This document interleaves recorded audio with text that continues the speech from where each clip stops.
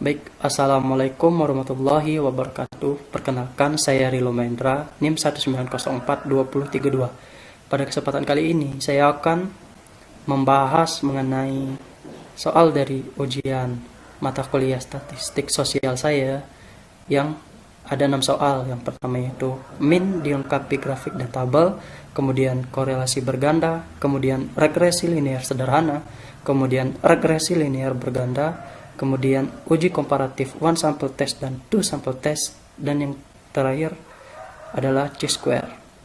Di sini saya menggunakan aplikasi SPSS 25. Langsung saja kita buka aplikasinya ya.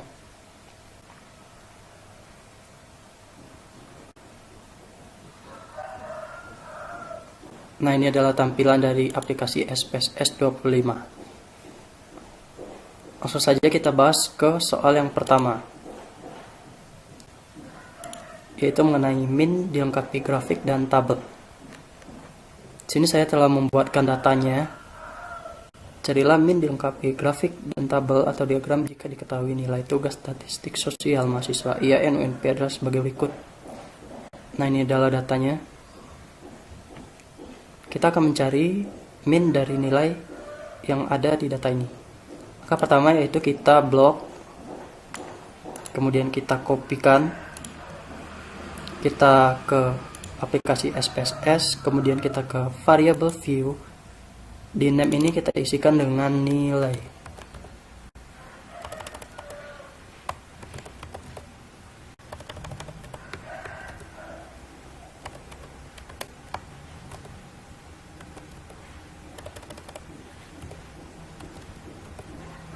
Oke.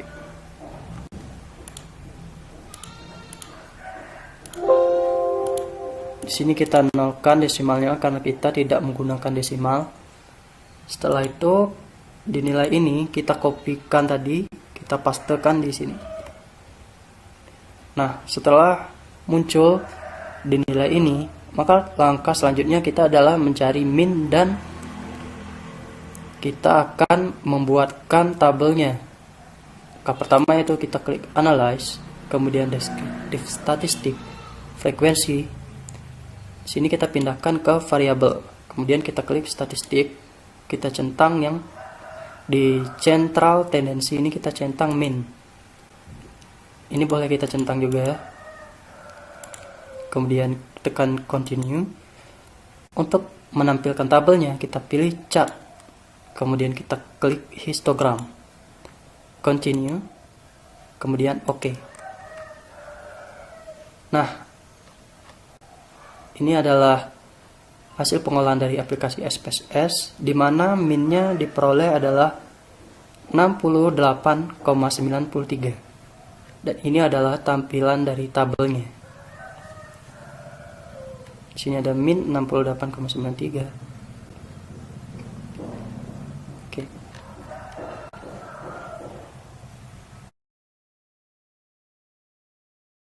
Kali ini kita akan masuk ke soal yang nomor 2, yaitu mengenai data korelasi ganda.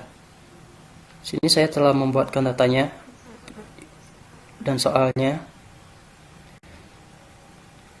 Apakah terdapat hubungan antara kepemimpinan yang disimbolkan dengan X1 dan budaya organisasi yang disimbolkan dengan X2 terhadap kinerja pegawai yang disimbolkan dengan Y? Dengan data yang telah diperoleh adalah sebagai berikut. Ini adalah datanya. Nah, ketentuan pada data korelasi ganda itu adalah jika nilai signifikan F-change kurang dari 0,05 maka berkorelasi. Jika nilai signifikan F-change lebih dari 0,05 maka tidak berkorelasi. Nah, kita kopikan saja datanya. Kita ingat di sini adalah kepemimpinan X1, budaya organisasi X2, kinerja pegawai adalah Y. Kemudian kita lanjut ke aplikasi SPSS. Variable view. Di satu kita klik tadi X1, kemudian X2 dan Y. Labelnya ini X1 tadi adalah kepemimpinan. Ini adalah budaya organisasi, dan Y yaitu kinerja pegawai. Karena data kita tadi tidak menggunakan desimal, maka ini kita boleh dinolkan saja.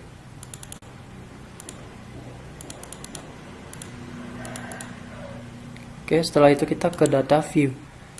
Nah, data tadi yang telah kita kopikan kita paste saja di sini.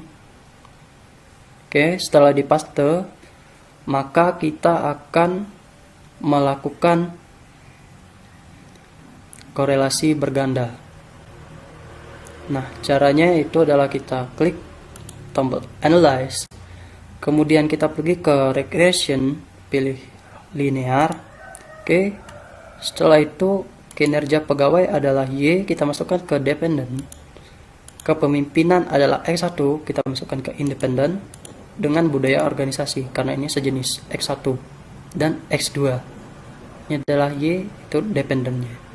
Nah, kemudian kita klik tabel statistik, kita centang R square change, kemudian continue. Setelah itu kita klik OK. Nah, ini adalah data pengolahannya, data yang telah ditampilkan. Dependennya adalah kinerja pegawai, kemudian independennya adalah budaya organisasi dan kepemimpinan. Nah, signifikan F change di mode summary, kita lihat signifikan F change. Di sini ada signifikan F change-nya 0,022. Yang berarti lebih kecil dari 0,05. Maka dapat dipastikan bahwa antara kepemimpinan dan budaya organisasi terhadap kinerja itu terdapat hubungan antara kepemimpinan dan budaya organisasi terhadap kinerja pegawai. Tahu.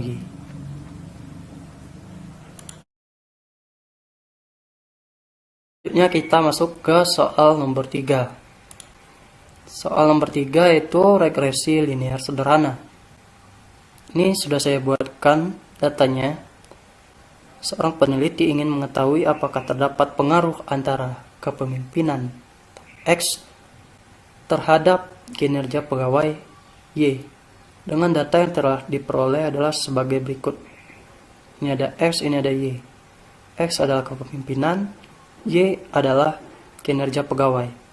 Data ini kita peroleh berdasarkan kuesioner yang telah diisi pada perusahaan oleh pegawai perusahaan. Nah, ini kita kopikan saja. Kita copy. Kemudian kita buka aplikasi SPSS-nya. Di variable view ini kita isikan dengan X. Di sini kita isikan dengan Y. Label X tadi kita isikan dengan kepemimpinan, dan Y kinerja pegawai. Desimalnya boleh di 2 ini atau boleh juga kita nolkan, tergantung dari datanya. Karena data yang kita gunakan ini tidak menggunakan desimal, maka kita boleh menolkan. Nah, setelah itu kita kopikan data yang tadi ke sini, ke data view di aplikasi SPSS. Nah, setelah di copy, maka kita akan melakukan uji regresi linear sederhana. Yang langkahnya adalah dengan kita pilih Analyze, Regression, dan Linear. Oke. Kinerja pegawai itu kita masukkan ke Dependent, dan kepemimpinan kita masukkan ke Independent. Nah, setelah itu kita klik saja OK. Nah, ini adalah hasilnya telah muncul.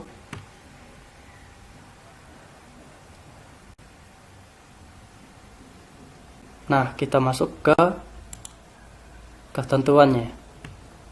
Jika nilai signifikansi kurang dari 0,05, artinya variabel X berpengaruh terhadap variabel Y.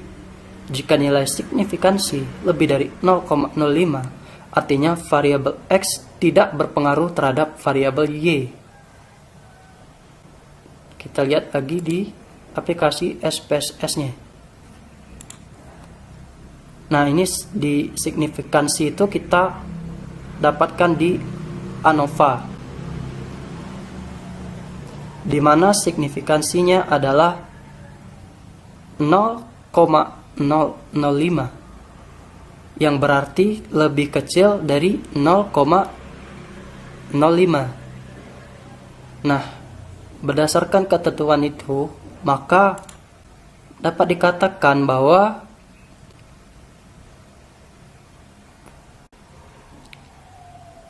terdapat pengaruh antara kepemimpinan terhadap kinerja pegawai. Ya.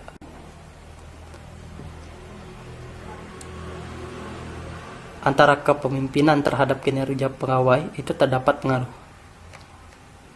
Nah, kita juga dapat,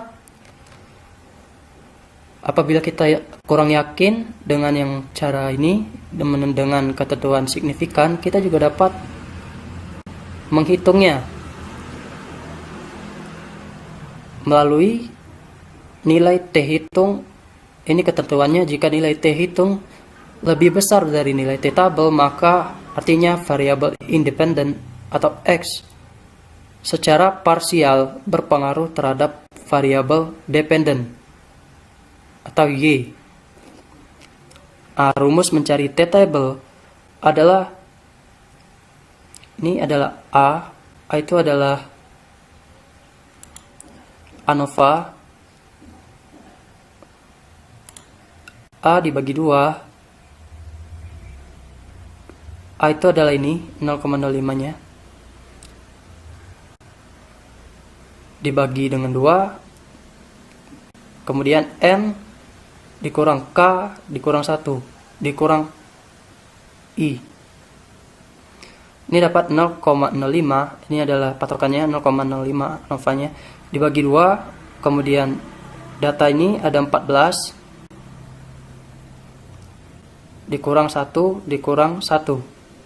0,025 didapat dari 0,05 dibagi 2. 12 ini didapat dari 14 dikurang 1 dikurang 1. Nah, 0,025 per 12 itu kita buka di grafik tabel, distribusi nilai tabel. Kita cari 0,025, di mana DE-nya adalah 12. Nah, ini adalah kita dapatkan 2.179. 2.179. Oke, kita lihat lagi T hitungnya adalah berapa.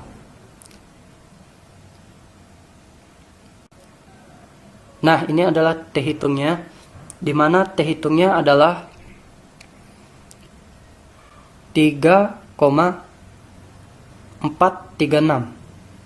3,436 itu adalah lebih besar dari 2.179, yang artinya antara variabel independen itu X secara parsial berpengaruh terhadap variabel dependen atau Y. Nah, jadi ini sudah jelas ya. Kita sudah melakukan 2 uji, di mana pertamanya itu dengan signifikansi, yang kedua yaitu dengan nilai T hitung dan T tabel. Ini diperoleh kesamaan, sama-sama berpengaruh.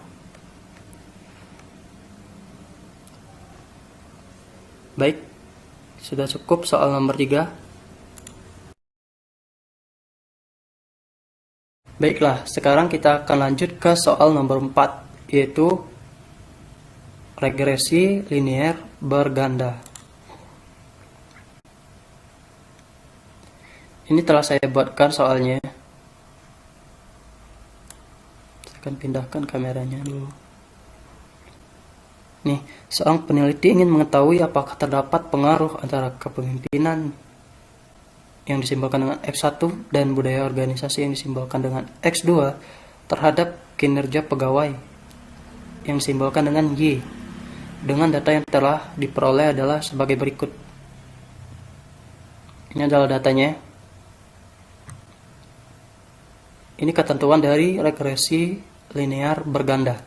Jika nilai signifikansi kurang dari 0,05 artinya variabel X berpengaruh terhadap variabel Y. Dan jika signifikansi lebih dari 0,05 artinya variabel X tidak berpengaruh terhadap variabel Y. Nah, untuk menentukan apakah terdapat pengaruh antara kepemimpinan X1 dan budaya organisasi X2 terhadap kinerja pegawai Y, maka langkah yang akan kita tempuh adalah sebagai berikut. Yang pertama, kita blok saja datanya, kemudian kita copy, kita buka aplikasi SPSS. Setelah itu kita ke variable view. Di sini kita masukkan dengan X1, di sini kita masukkan dengan X2, di sini kita masukkan dengan Y. Desimalnya boleh kita nolkan, boleh tidak. Labelnya itu X1 tadi adalah kepemimpinan, X2-nya adalah budaya organisasi, dan Y-nya adalah kinerja pegawai. Oke. Setelah itu kita ke data view. Di sini kita kopikan datanya yang telah kita bukan di copy, di paste. Kita pastekan data yang telah kita copy tadi. Oke. Nah, ini telah muncul datanya. Setelah datanya muncul, maka kita pergi ke menu Analyze, kemudian Regression, kemudian Linear. Nah, kinerja pegawai Y ini kita masukkan ke dalam Dependent. Kepemimpinan itu kita masukkan ke Independent. Budaya organisasi juga kita masukkan ke Independent. Setelah itu kita klik saja OK. Nah, ini telah muncul hasilnya. Dependennya adalah kinerja pegawai, independennya adalah kepemimpinan dan budaya organisasi. Oke, ini adalah model summary-nya.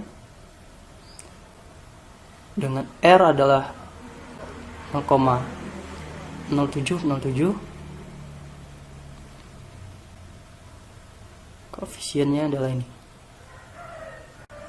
Nah, ketentuannya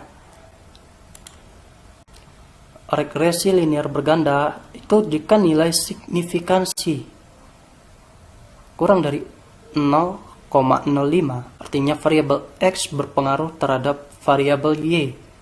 Jika nilai signifikansi lebih dari 0,05 artinya variabel X tidak berpengaruh terhadap variabel Y.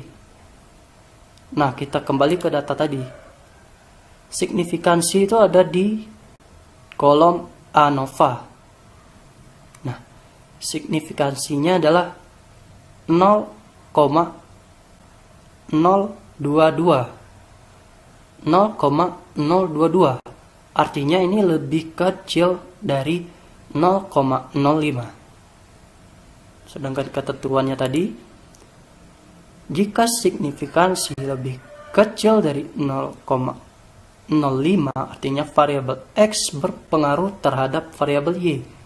Tadi misalnya adalah 0,022. Artinya terdapat pengaruh antara kepemimpinan atau X1 dan budaya organisasi atau X2 terhadap kinerja pegawai, itu Y.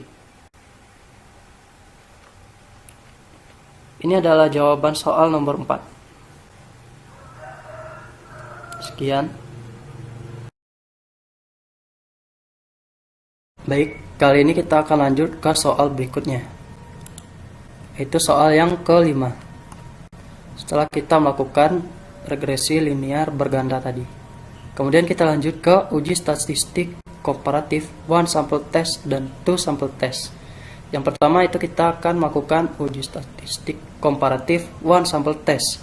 Di mana ini saya telah membuatkan soalnya. Seorang peneliti membuat hipotesis bahwa nilai rata-rata tugas statistik sosial mahasiswa IAIN-UNP adalah 67. Untuk menguji kebenaran hipotesis yang dibuatnya tersebut, peneliti kemudian mengambil 14 sampel nilai secara acak untuk diuji di one sample test menggunakan SPSS. Data 14 siswa tersebut adalah sebagai berikut. Nah, ini adalah datanya. Ini adalah ketentuan untuk uji one sample test, di mana data yang boleh dilakukan one sample test adalah data yang lulus uji normalitas. Jika nilai SIG lebih dari 0,05, maka data distribusi normal. Jika SIG kurang dari 0,05, maka data distribusi tidak normal. Oke, kita akan lakukan uji normalitas terlebih dahulu terhadap data ini. Kita kopikan. Kita buka aplikasi SPSS. Kita ke variable view. Kita klik di sini adalah nilai.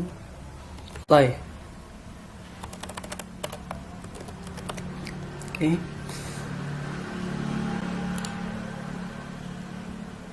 Ini boleh kita nolkan atau kalau ada desimalnya tidak apa-apa di nomor 2. Tergantung dari data yang kita miliki.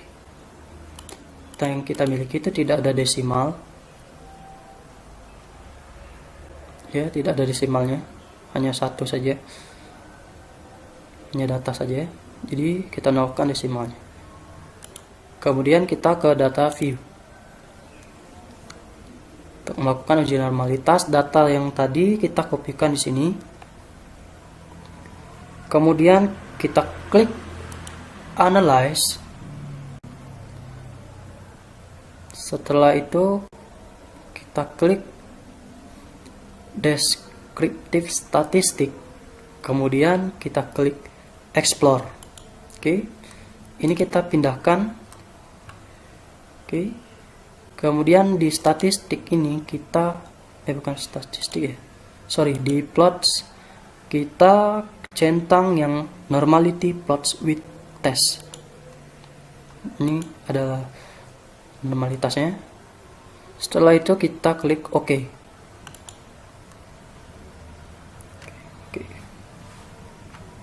Ini adalah N-nya itu 14 data, betul. Ini adalah deskripsinya. Nah, ini adalah hasil tes normality-nya. Hasil tes normality itu adalah signifikannya 0,670. 0,670 itu lebih besar dari 0,05. Jadi data ini lebih besar dari 0,05. Bisa dilakukan one sample test. Oke. Baiklah, langsung saja data tadi kita akan lakukan uji one sample test. Yang langkahnya adalah yang pertama kita klik analyze. Kemudian kita klik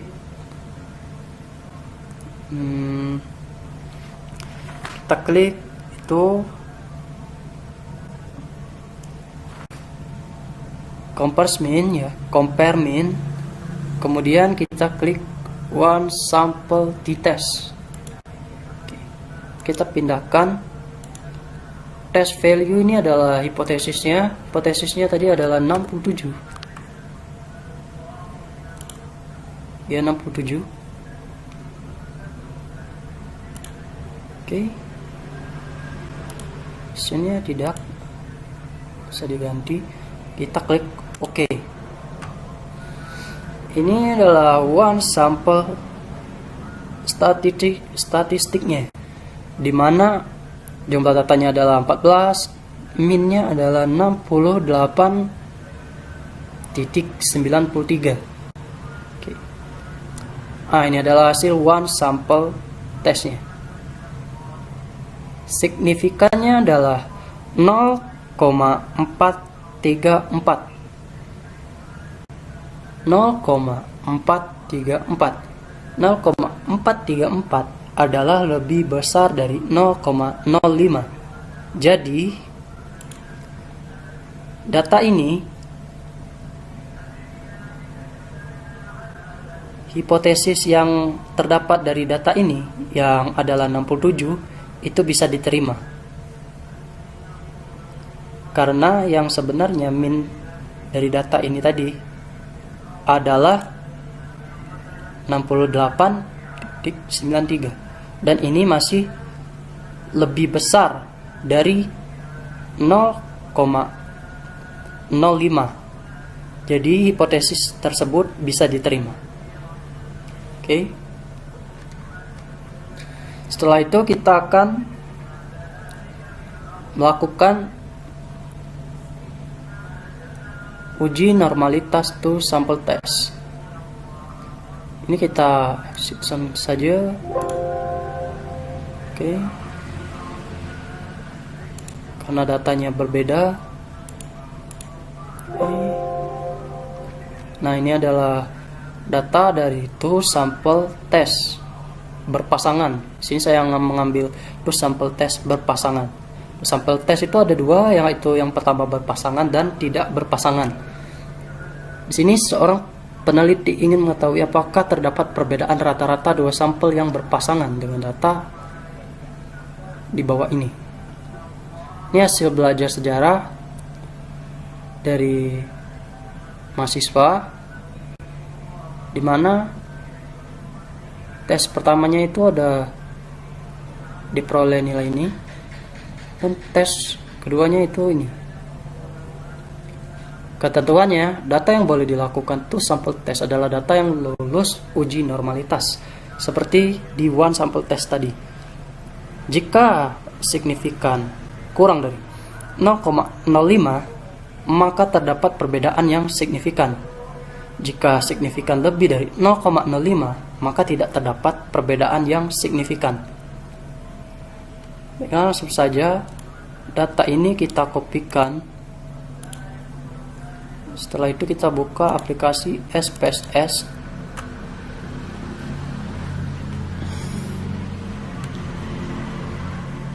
Kita tunggu.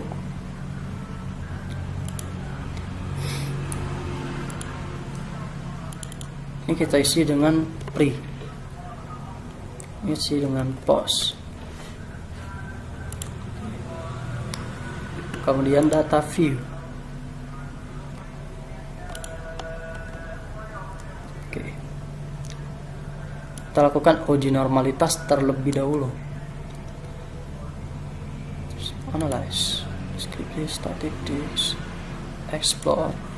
Kemudian ini, karena ini sejenis, kayak ini kita masukkan sama saja.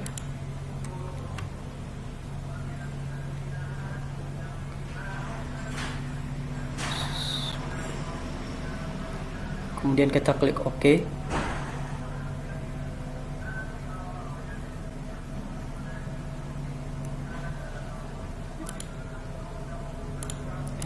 Plotsnya kita centang dulu, normality plots with test, continue, kemudian kita klik OK.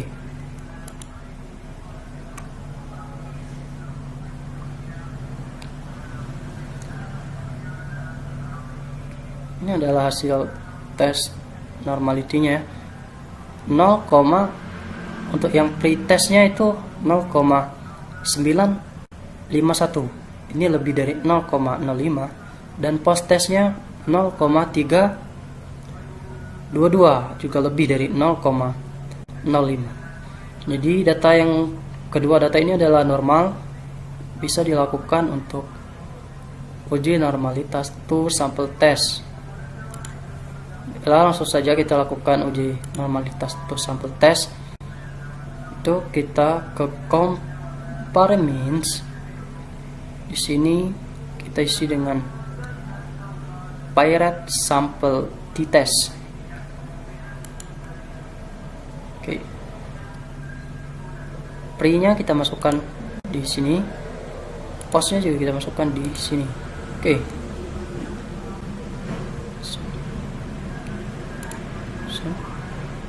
Ini tetap, strapnya tetap. Kemudian kita klik OK.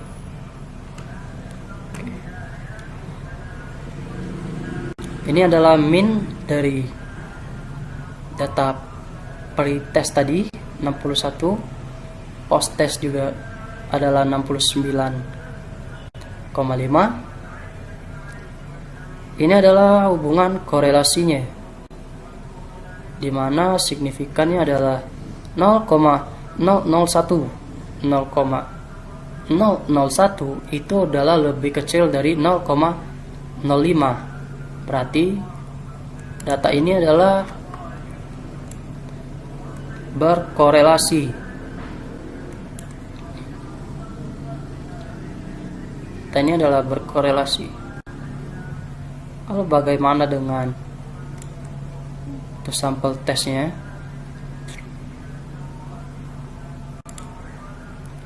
Nah, ini ada sampel tesnya.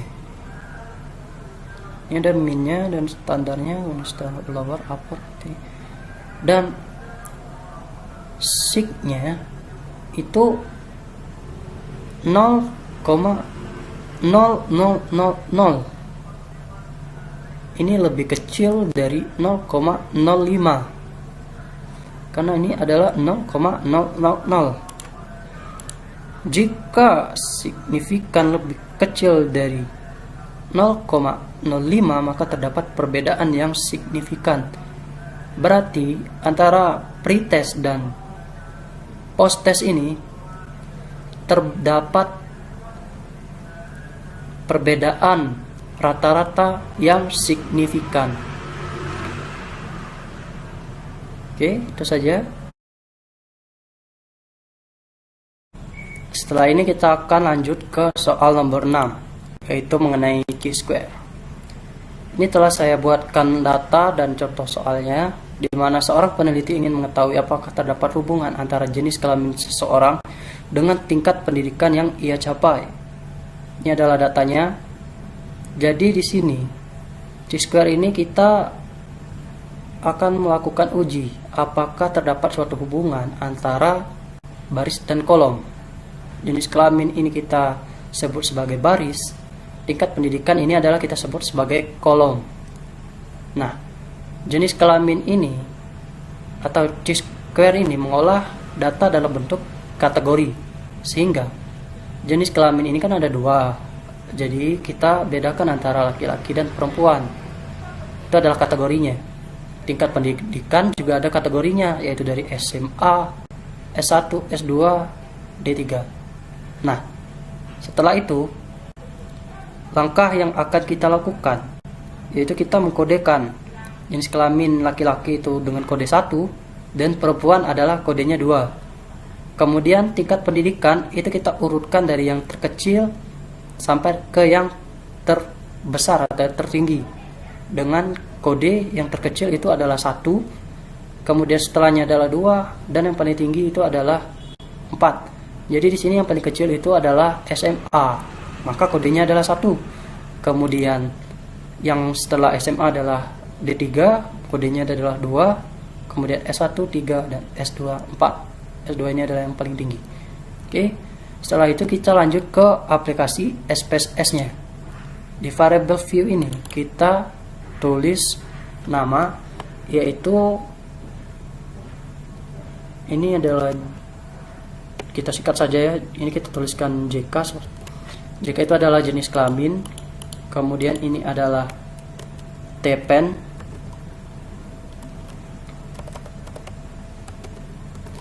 TPEN itu adalah tingkat pendidikan. Di sini kita labelkan jenis kelamin, tingkat pendidikan. Nah, di value ini tempat kita memasukkan kategorinya. Jadi sesuai saja kita masukkan. Yang pertama kita masukkan dari baris tadi. Baris tadi adalah jenis kelamin. Itu untuk kode 1 itu kita labelkan tadi dengan laki. Kita add. Kemudian value 2 itu kita labelkan dengan perempuan. Kemudian kita add. Kemudian kita klik OK. Setelah itu, nah, kita labelkan juga di sini tingkat pendidikan. Sesuai tadi, sesuai data, value 1 itu labelnya adalah SMA. Oke. Setelah itu 2 itu ada D3. Nah, kemudian 3 itu ada S1. Dan keempat itu ada S2. Oke. Setelah itu kita klik OK. Nah, setelah ini kita akan pindahkan datanya. Jadi data dari baris ini kita copy, kita pindahkan ke SPSS-nya. Oke. Setelah itu data pendidikannya lagi.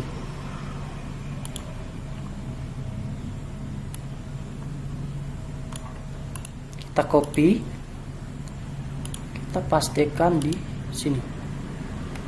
Oke. Nah, setelah itu kita lakukan analisis Chi-square. Yang langkahnya adalah sebagai berikut.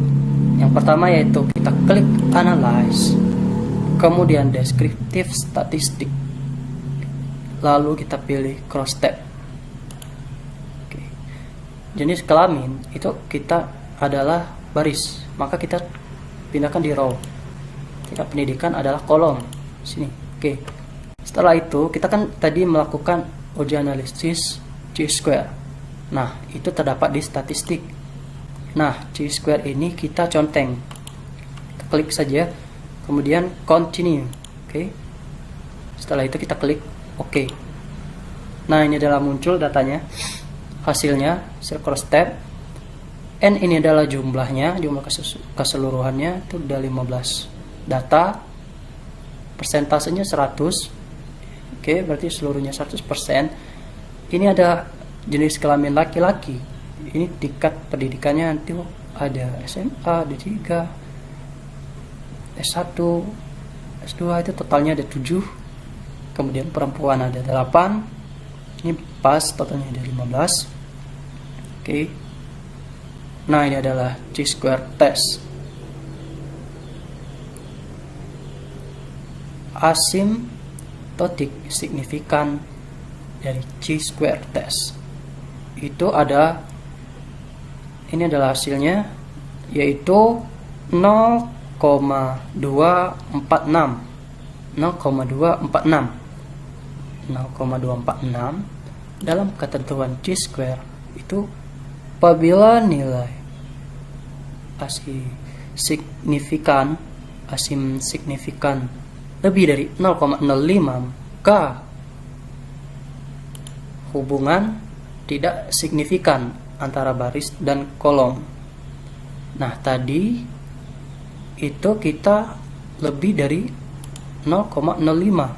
Sini adalah 0,246. Jadi, hasilnya dapat dipastikan bahwa tidak terdapat hubungan yang signifikan antara jenis kelamin seseorang dengan tingkat pendidikan yang ia capai. Ya, jadi itu saja pembahasan dari saya. Saya tutup dengan wabillahi taufiq wal hidayah. Wassalamualaikum warahmatullahi wabarakatuh.